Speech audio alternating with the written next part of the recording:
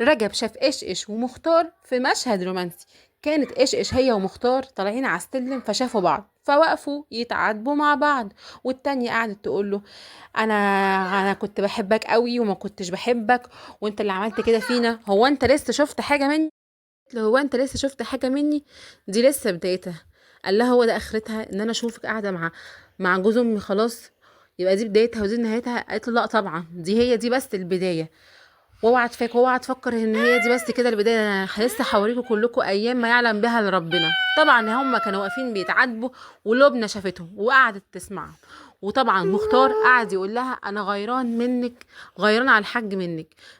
يا ريت ما كنت يا ريت ما كنتش سبتك، ولا كنت خليتك وصلنا للموضوع ده، ولا وصلنا للوقفه اللي احنا واقفينها دي وكنا مع بعض. قالت له: لا يا حبيبي خلاص، ما فيش منه دلوقتي الكلام ده. طبعا لبنى كانت واقفه فوق وهتتجن من اللي بتسمعه، واقفه وهتتجن خلاص. فراحت بقى، في طلعت مين بقى؟ طلعت رجب. اول ما شافت رجب قعدت تصوت وتهلل وتقول: تعالى يا حاج، تعالى يا حاج، شوف اللي بيحصل، مشهد رومانسي بين مختار ومراتك، وبين مين؟ بين ابنك كمان. قعدت تزعق وتهلل. وطبعا قالوا لها: ايه اللي انت بتقولي ده؟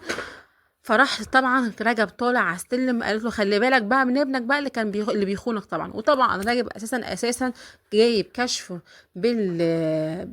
باسامي التليفونات اللي كانت مع ايش في اخر 3 شهور، وعمال يراجعها، وسايب طبعا رقم مختار على جنب عشان يتاكد. وطبعا بوشكاش كمان فلوسه اتسرقت، كان جايب بنات وفلوسه اتسرقت. وطبعا هيرجع لمين؟ هيرجع لمراته، ويقعد يتمسكن لها لحد ما يتمكن، وهي اصلا بتحبه ولا فارق معاها فلوس ولا دياوله.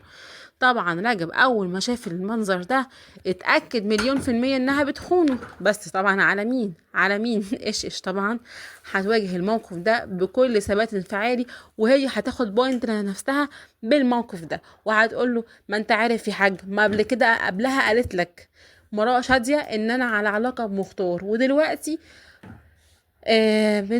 بنت اخوك بردك عايزه توقعنا ما بين بعض. لو انت بقى عايز تعمل كده يا رجب خليك. شادية طبعا كانت خايفه وقلقانه، لانها عارفه ان المشهد ده بجد مش بهزار، وان هما فعلا على علاقه ببعض، واقفين مع بعض على سلم.